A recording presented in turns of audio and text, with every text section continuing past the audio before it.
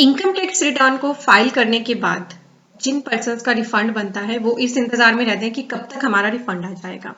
कुछ पर्सन्स काफी टाइम पहले आयकर भर चुके हैं, अभी तक उनका रिफंड नहीं आया, तो उनका यही क्वेश्चन होता है कैसे हम चेक करें हमारा रिफंड क्यों नहीं आया और कहाँ पे हम ये फिर रिक्वेस्ट डाल सकते हैं कि हमारा रिफंड नहीं आया, कैसे हम अपने रिफंड का पैसा इशू करा सकते हैं, वो मैं आपको इस वीडियो में बता रही हूँ, तो वीडियो को ध्यान से देखिएगा। और एक बात और आपको बताना चाहूंगी कि आईटीआर भरने के बाद कितने दिन में वो प्रोसेस होगी और कितने दिन में रिफंड आएगा, ये एग्जैक्ट इसका टाइम कोई भी आपको नहीं बता सकता। ये डिपार्टमेंट की अपनी प्रोसेस है। कुछ पर्सन के केस में रिफंड या प्रोसेसिंग जल्दी हो जाती है, कुछ केसेस में थोड़ा सा टाइम लग जाता है, तो आपको वेट करना होता है अगर अभी तक आपकी रिटर्न की प्रोसेसिंग नहीं हुई है।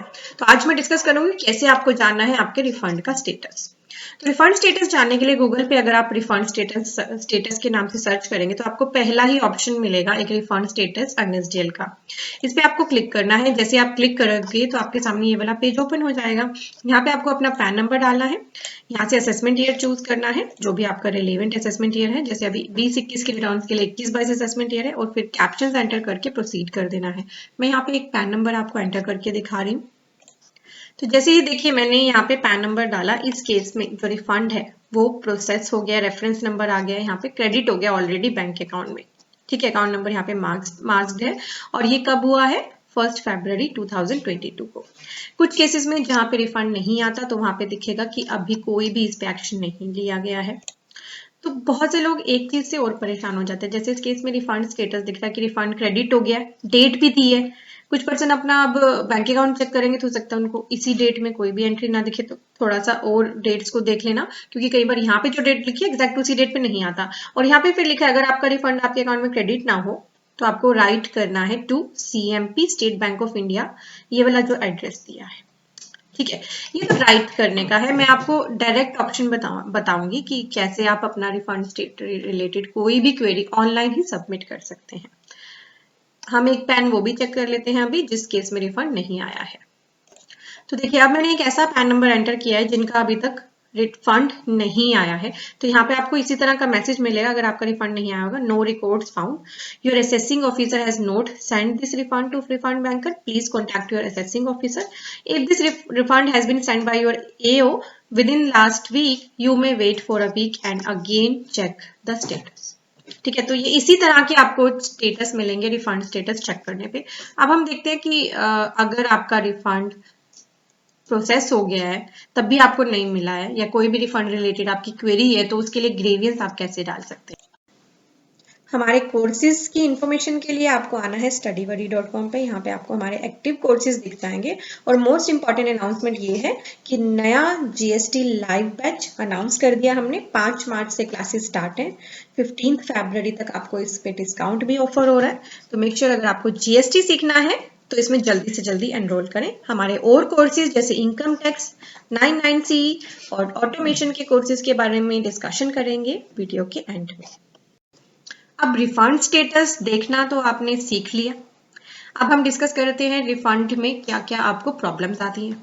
पहली प्रॉब्लम के लिए मैंने यहाँ पे एक ऑप्शन चूज कर रखी है। ये प्रॉब्लम क्या है, कई बार आपकी आयकर भी प्रोसेस हो जाती है, रिफंड भी आपका प्रोसेस हो जाता है, आपके पास आता है एक ईमेल कि आपका जो बैंक अकाउंट डिटेल हमारे पास है वो गलत है, इसीलिए हम आपका रिफंड आपको पे नहीं कर पाए। इसीलिए आपको क्या सबमिट करना है, रिफंड रीइश्यू रिक्वेस्ट।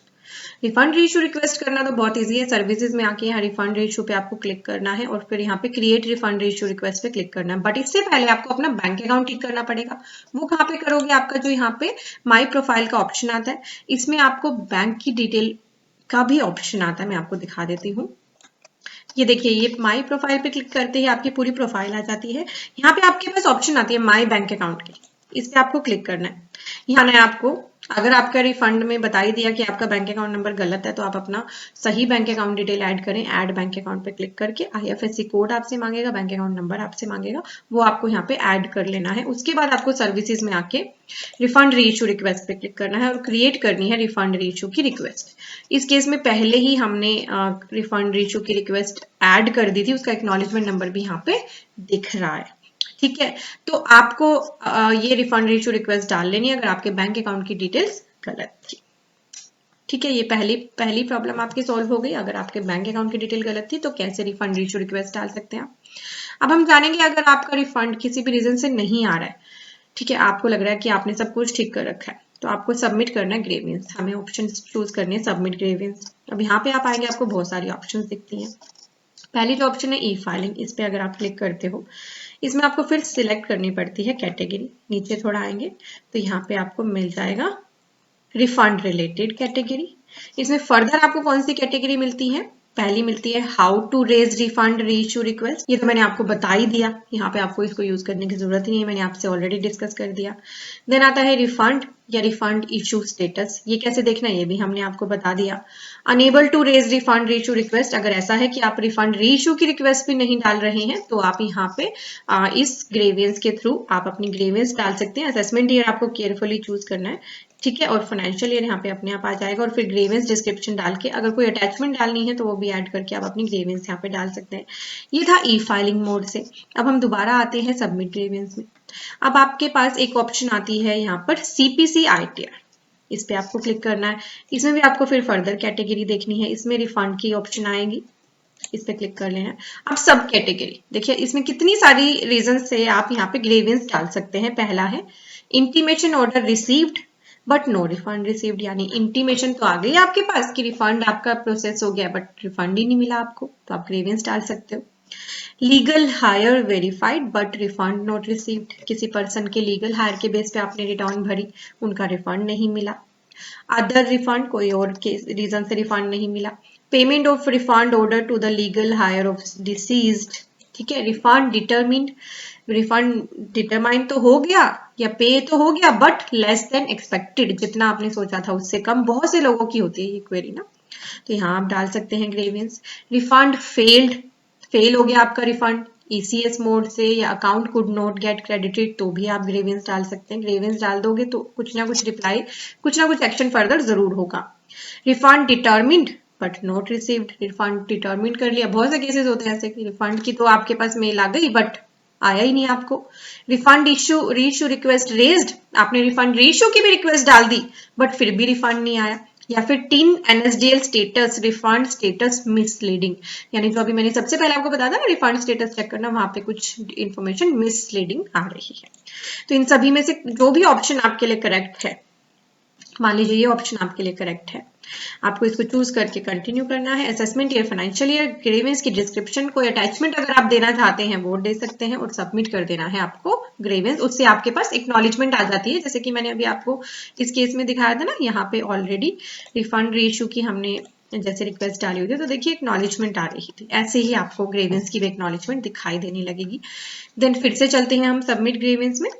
फिर अब एक और ऑप्शन आती है रिफंड के लिए, SBI में आइए, यहाँ पे देखिए क्या क्या कैटेगरी है। Payment taken other than original SSC, refund credit in wrong bank account, refund order paid but not credited in SSC account, या अदर।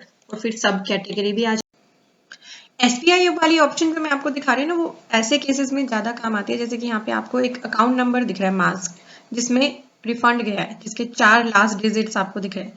तो ये लास्ट डिजिट्स आपको चेक कर लेने हैं कि एक्चुअली ये आप ही के बैंक अकाउंट के हैं या किसी और के बैंक अकाउंट में ये रिफंड चला गया। तो उस केस में ये SBI वाली ऑप्शन आपको इस तरह से बहुत ज्यादा यूज आएगी। तीनों ही मोड्स में अपनी ग्रेवियंस डाल सकते हैं, जो भी आपका करेक्ट रीजन है उस रीजन को चूज करके आप रिफंड रिलेटेड अपनी ग्रेवियंस डालिए, अगर आपका अभी तक भी रिफंड रिसीव नहीं हुआ है। तो मैंने आपको सभी चीजें बता दी, कैसे रिफंड का स्टेटस चेक करना है। सबसे पहला काम तो अपना रिफंड का स्टेटस चेक करने का करिए, फिर अपना अकाउंट लॉग इन करिए, ठीक है, और अपनी मेल ID जरूर चेक करिए। जो ईमेल ID आपने दी हुई है ना इनकम टैक्स की वेबसाइट पे, उसमें चेक करिए कहीं इनकम टैक्स डिपार्टमेंट के कम्युनिकेशन तो आपके पास नहीं आए हुए। जो कम्युनिकेशन है उनको चेक करिए, क्या पता उन्हीं में ही आपकी क्वेरी सोल्व हो जाए, ठीक है। और फिर जो भी आपका रीजन बनता है रिफंड ना आने का, ग्रेवियंस के थ्रू आप अपनी क्वेरी डाल के उसे सबमिट करिए। कुछ ना कुछ आपका जो फर्दर एक्शन है वो जरूर होगा। अब बात करेंगे हमारे कोर्सेज की। जीएसटी का अपडेटेड कोर्स तो मार्च में मैंने अनाउंस कर ही दिया है। मार्च से क्लासेस स्टार्ट है, लाइव क्लासेस। और कुछ पर्सन्स का मेन मोटिव यही, मेन प्रॉब्लम यही रहती है कि सैटरडे संडे की वीकेंड क्लासेस हैं आपकी, तो हमारा ऑफिस होता है सैटरडे को, हम कैसे अटेंड करेंगे। तो आपको यहाँ पे लाइव प्लस रिकॉर्डेड दोनों मिलती हैं। लाइव क्लास के बाद ही रिकॉर्डेड सेशन भी अवेलेबल करा दिया जाता है, तो कोई भी दिक्कत नहीं आएगी, आप इसमें इनरोल कर सकते हैं। इनकम टैक्स का फाइनेंशियल ईयर 21-22 का कोर्स अभी अवेलेबल है। फाइनेंशियल ईयर 22-23 का कोर्स मई में लॉन्च हो जाएगा, तो अगर आप इसी को लेना चाहें इसे ले सकते हैं, अदरवाइज वेट कर सकते हैं अभी इनकम टैक्स कोर्स के लिए।